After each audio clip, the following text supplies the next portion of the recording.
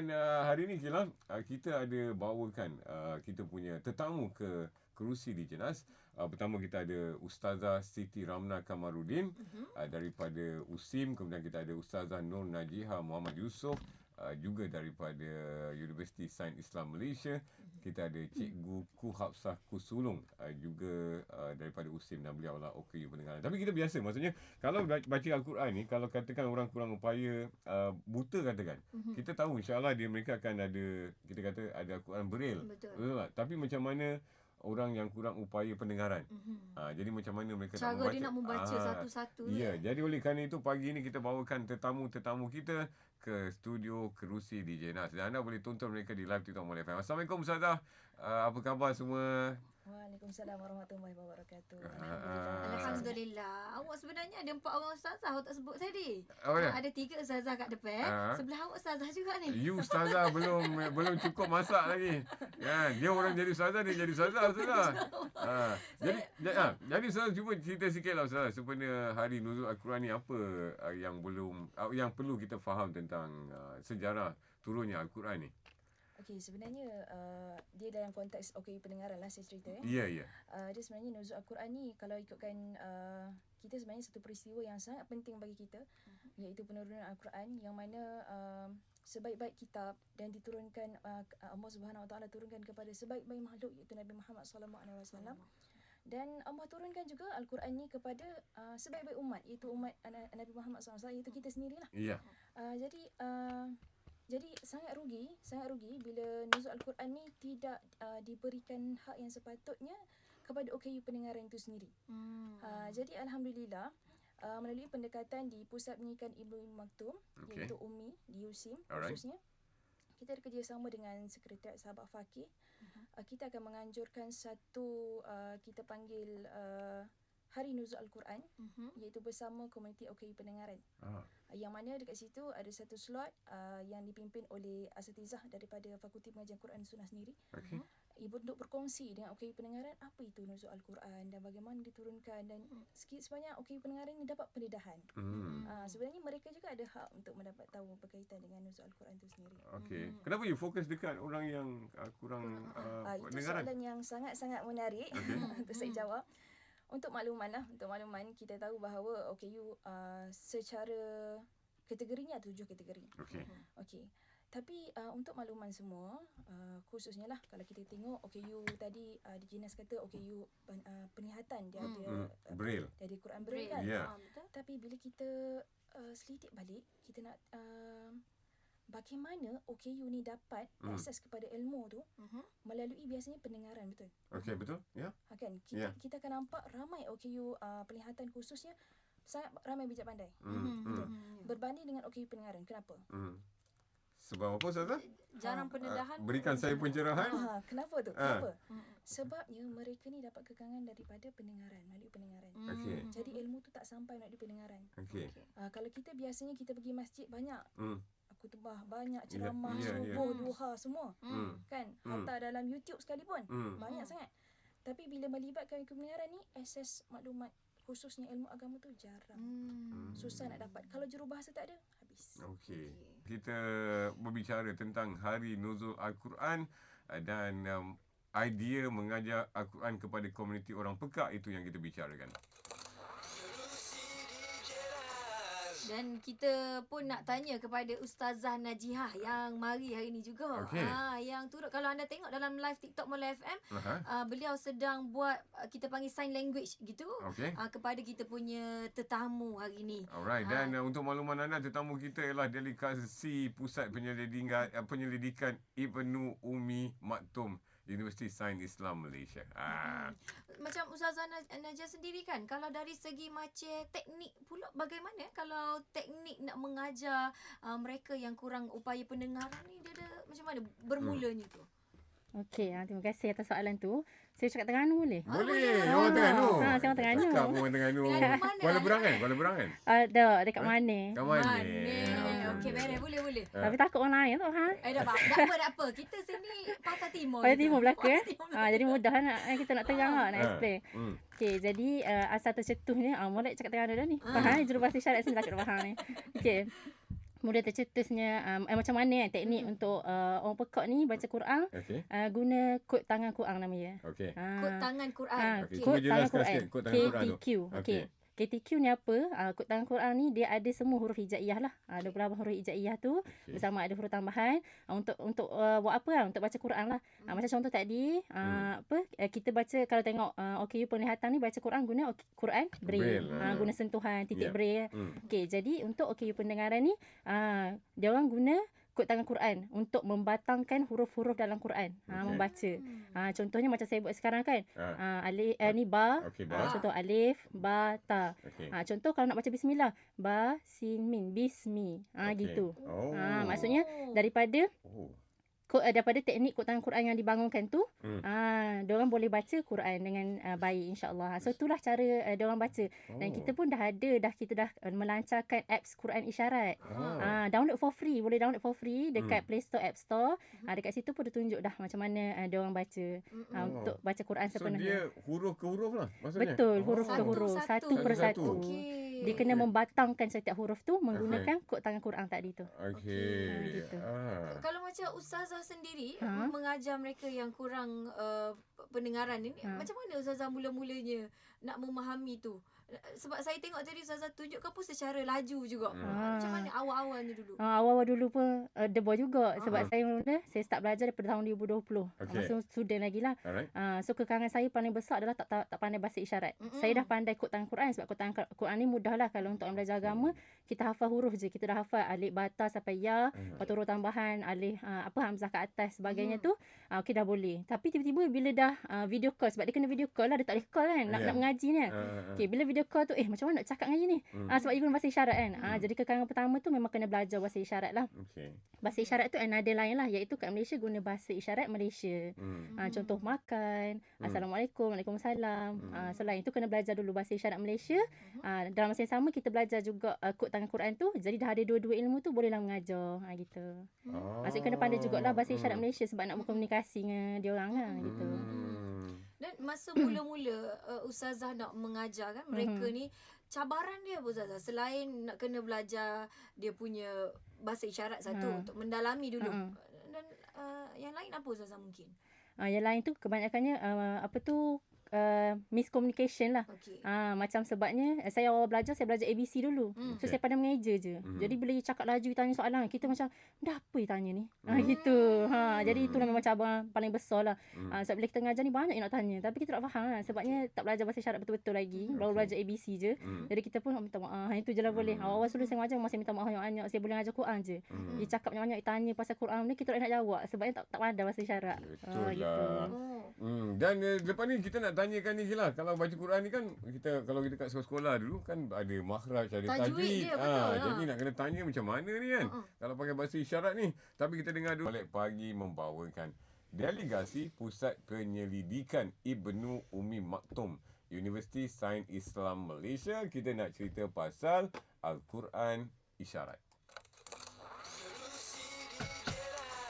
Kita belajar sesuatu yang baru hari ini bersama dengan pendengar Bola FM. Kalau buta, kita baca melalui kita Braille. Panggil Quran Braille.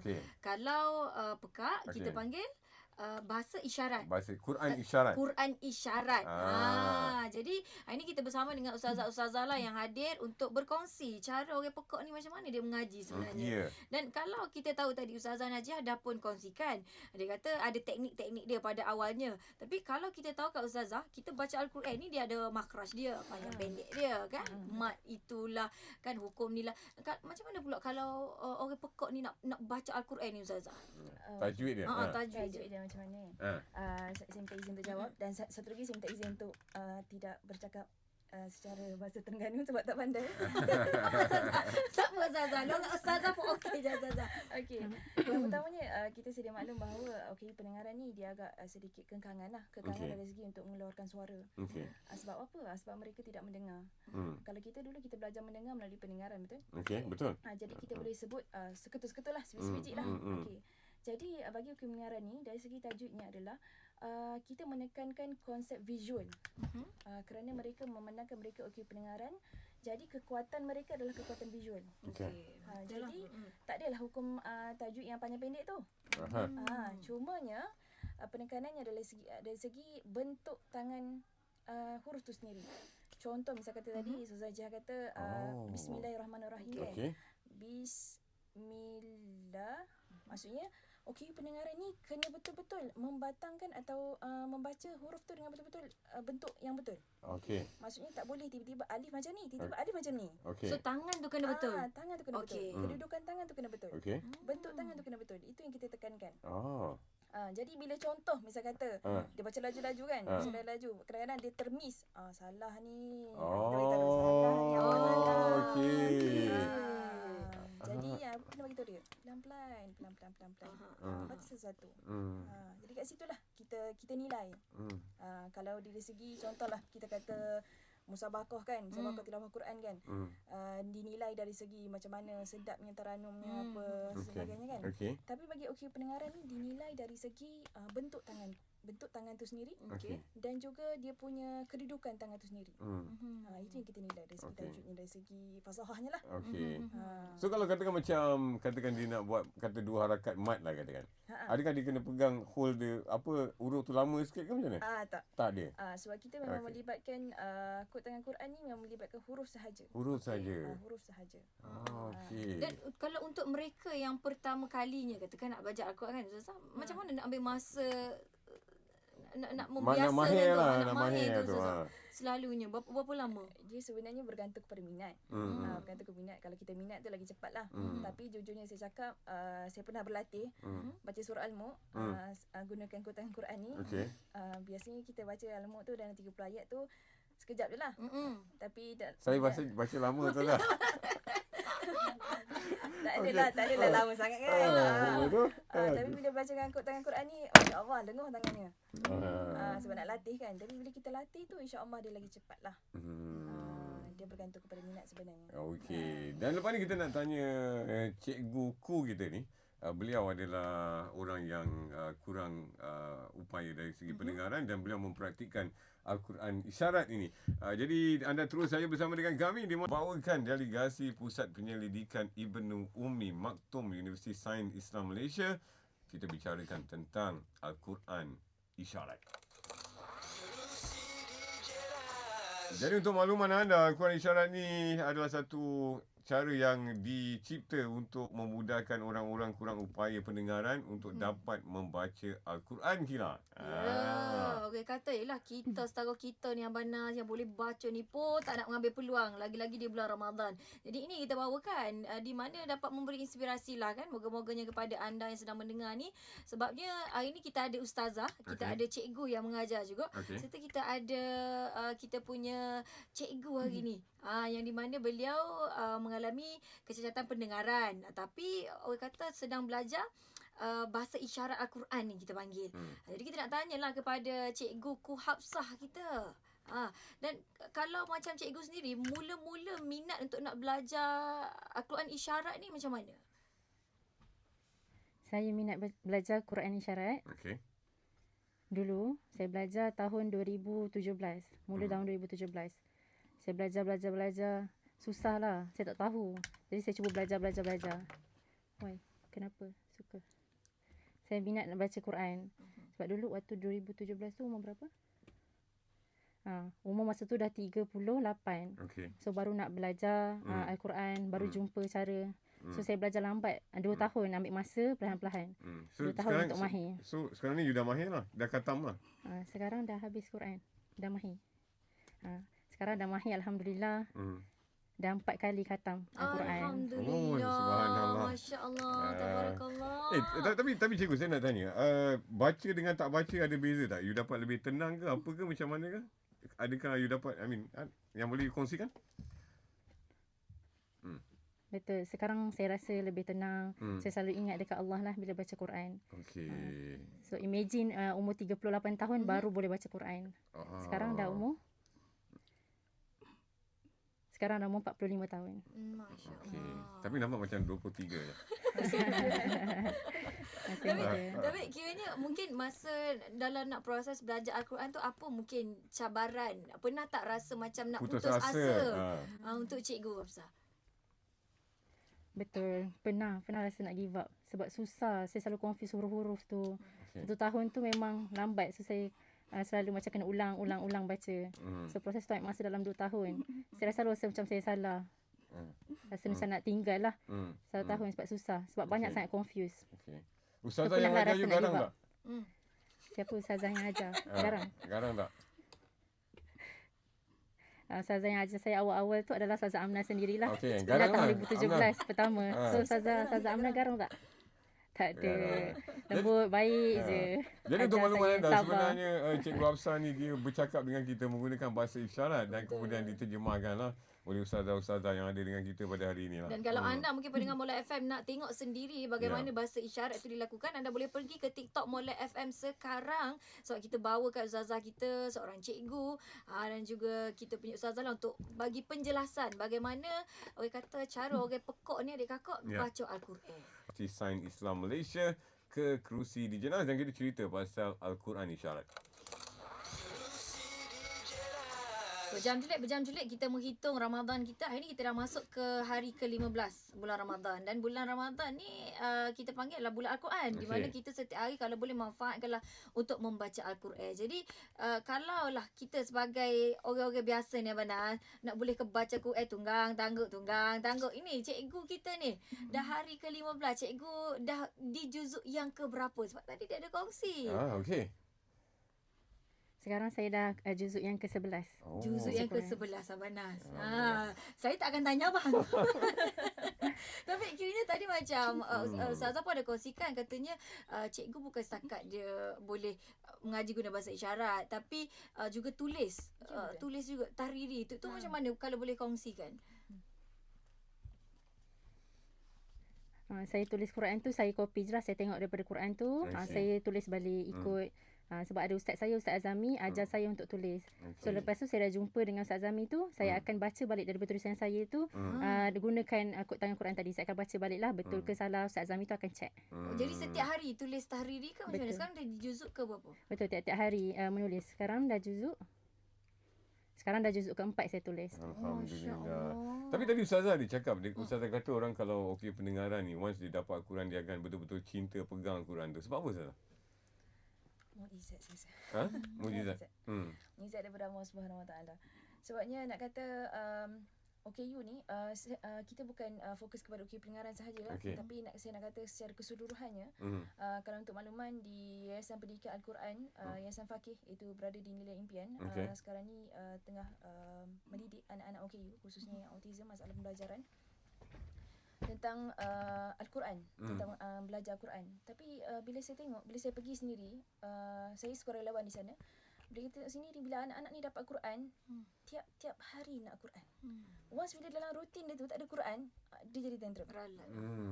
Itu yang bila Jenas kata kenapa? Wallahu alam, itu Allah punya kuasa. Ya. Tapi you lihat begitulah Ya betul. Dan macam sekarang kita tahu kan Ustazah di bulan Ramadan adalah bulan Al-Quran. Mungkin pesan-pesan Ustazah kepada kami-kami ni lah yang Ustazah kan yang harus diberi pesanan peringatan mengenai Al-Quran. Dan bila kita tengok sahabat kita kan yang pekak, yang orang kata buta pun masih lagi mencari peluang, bercita-cita nak belajar, nak fahami. Dan mungkin apa pesanan Ustazah? Dia pesanan ni pesanan untuk diri saya sendiri juga lah. Sebenarnya bila kita relate Al-Quran dengan OKU ni, dia sebenarnya OKU ni yang banyak ajar kita tentang Quran. Bila kita lihat kesungguhan mereka dengan Quran, kita rasa macam, kenapa aku tak macam tu? Jadi bila kita tengok macam tu, kita rasa macam malulah. Malu kan ke diri sendiri, khususnya saya lah. Sebab rasa macam kita tak pegang sungguh-sungguh dengan Quran tu. Sedangkan OKU ni, kita tahulah, kalau ikutkan kesempurnaan, seolah-olah macam kita lah sempurnanya, seolah-olah lah. Tapi sebenarnya mereka tu Masya Allah, Tabarakallah, Allah bagi satu nikmat yang sangat bagus, sangat baik, sangat Masya Allah, yang kita sepatutnya kena contohi mereka sebenarnya. Ingat berpesan-pesan untuk diri sendiri ya Nas. InsyaAllah kan. Semoga kita pun menjadi hamba-hamba dan pendengar Mola FM menjadi hamba-hamba yang mencintai Al-Quran, yang mengambil peluang untuk bersungguh-sungguh dalam membaca Al-Quran. Dan kita nak ucapkan ribuan terima kasih kepada ustazah, kepada cikgu dia kerana sudi hadir dan berbicara tentang Al-Quran isyarat pada pagi ni, dan saya rasa satu benda baru yang saya dapat belajar Kila lah. Betul. Dan sebenarnya Abang di bulan puasa, bulan Al-Quran ni sebenarnya menyuntik lagi semangat saya, semangat awak, semangat kita semua untuk lagi mencintai Al-Quran tu sendiri. Alright, dan terima kasih kita ucapkan kepada tetamu kita. Moga kita dapat bertemu lagi insya-Allah. Dan kepada anda terus saya bersama dengan kami di Mola FM, pilihan pertama Pantai Timur.